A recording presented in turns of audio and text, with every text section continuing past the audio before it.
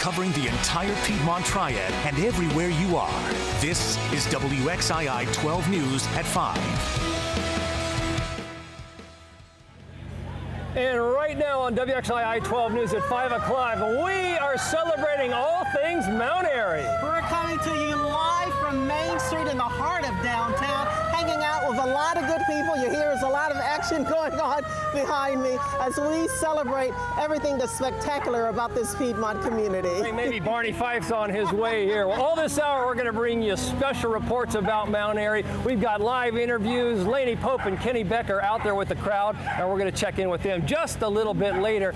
Gotta be honest with you folks, it is a little bit cold out here tonight, but these great folks from Mount Airy and Surrey County are making us feel warm, and we appreciate that. And we certainly do. Right now we're going to check in with meteorologist Michelle Kennedy in the very warm WXII 12 studio. Michelle. I know, but I'm cold just looking at you, Wanda and Cameron. It's just cold out there indeed, and frigid mornings on the way for you. Dry skies. We have a mild, wet weekend ahead. Take a look at where you are right now. 44 degrees up in Mount Airy, 43 in North Wilkesboro. We have 42, Lexington, Asheboro, 37 in Galax. It is a cold day and colder temperatures heading our way this evening. We have a cold evening with 39 degrees just in a few hours, 32 degrees around 11 o'clock. So we're already hitting freezing and again down into those mid-20s for at least one more morning. Things will be changing as we head into the weekend, and something to see this evening, the lean-in meteor showers actually as we approach the weekend. We just got through the Taurid meteor showers, but this is going to be something to view. Peak viewing time is going to be from midnight to dawn over this coming weekend, and we should have some decent weather at least to start, but things are changing as we mentioned for the weekend. All that's coming up.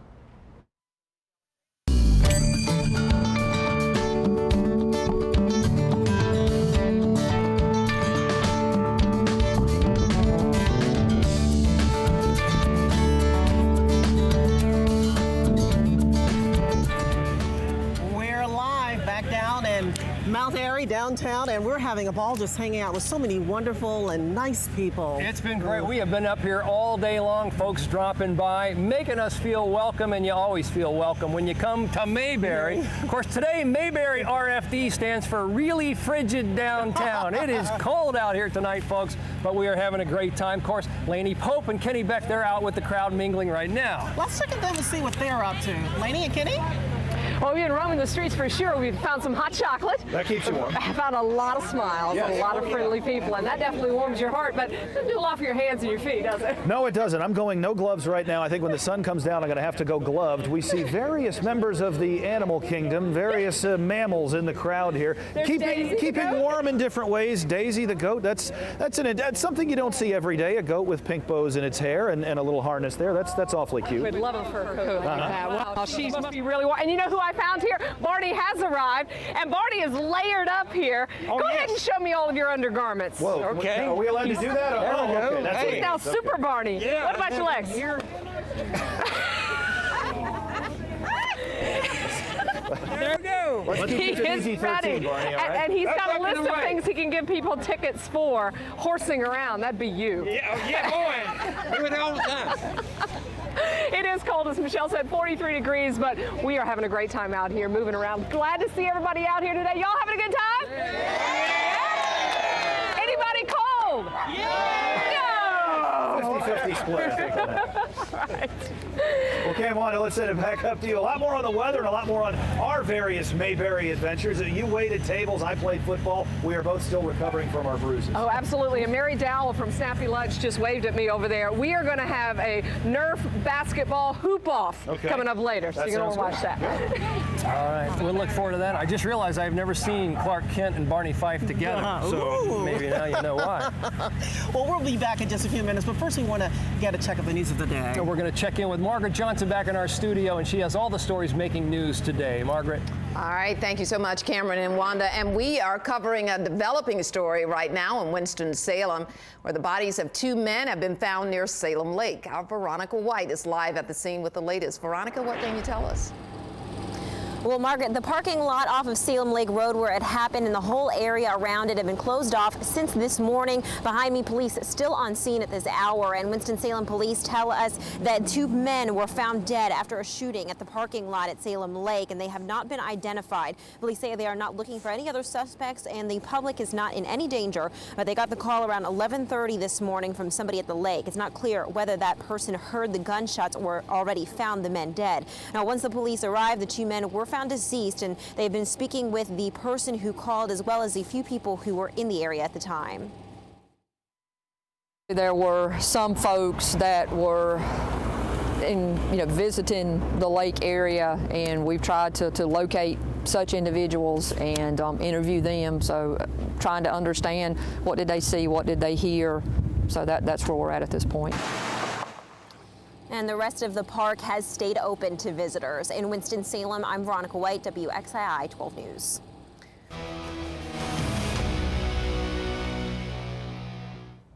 We're following breaking news out of Pittsburgh, where police are investigating a shooting outside a high school. 3 male students were injured, and police have someone in custody. This happened around 3 o'clock this afternoon at Brasher High School. The school was placed on lockdown, and that lockdown has now been lifted. A jury of 12 men and women continues to deliberate the fate of an Alamance County man. Robert Dixon is charged in the murder for hire of his stepmother back in 2007. Closing arguments took place yesterday. Still no word on a verdict in the case.